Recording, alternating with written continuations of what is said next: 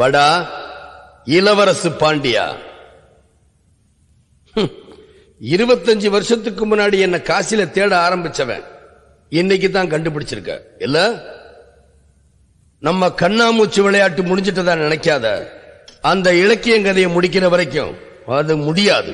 இந்த காசி விஸ்வநாதன் இருக்கிற வரைக்கும் உன்னால் அது முடியாது. இந்த உலகத்திலேயே பெத்த அப்பனை கொன்னவனுக்கு பாதுகாப்பு கொடுக்கிற முதல் ஆளு நீதாண்டா. ஏய், தப்பு செஞ்சவங்களுக்கு தண்டனை வாங்கி கொடுக்கிறதுக்கு எத்தனையோ வழி இருக்கு, 1000 வழி இருக்கட்டும்டா. அதை பத்தி எனக்கு கவலை இல்ல. அந்த இலக்கியின் சாவு எப்ப நடந்தாலும் அது அந்த சக்கரவர்த்தி பாண்டியன் சாவுக்கு கணக்கு திக்கிறதா இருக்கணும். ஏண்டா இப்படி காட்டுமிராண்டித்தனமா நடந்துக்கிற? ஆமா, நான் காட்டுமிராண்டிதான்.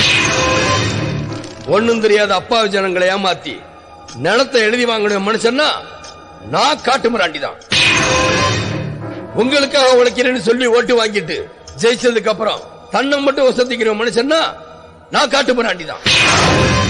அநியாயத்தை தட்டி கேட்ட ஒரு நல்ல மனுஷன் நடு ராத்திரியில் வீடு புந்து அடிச்சு அவமானப்படுத்துறாங்களே, அவங்கள நீ மனுஷன்னு சொன்னேன்னா நான் காட்டுமிராண்டிதான். டேய், நான் மனுஷனா இல்லையங்கிறத பத்தி எனக்கு கவலை இல்லை. அந்த இலக்கியனை தீர்த்து கட்டுறதா என் லட்சியம். ரொம்ப நல்ல லட்சியம்டா. இது சொல்றதுக்கு உனக்கு வெக்கமா இல்ல? வெக்கப்படுறேன்டா. உன்னை என் கூட பிறந்தவன் சொல்றதுக்கு நான் வெக்கப்படுறேன்டா. மானம் போச்சேன்னு உசுரவிட்ட சக்கரவர்த்தி பாண்டியன் வம்சத்துல நீயும் பிறந்திருக்கேன்னு சொல்றதுக்கு நான் வெக்கப்படுறேன்டா. பாஞ்சாலங்குறிச்சியில நடந்த விஷயம் உனக்கு வெறும் கதையா மட்டும்தான்டா தெரியும். அத ரத்தமும் சதையுமா கூட இருந்து வாழ்ந்து அனுபவிச்சவனா. என் மனசுக்குள்ளது ரணமா இருந்துகிட்டே இருக்கு.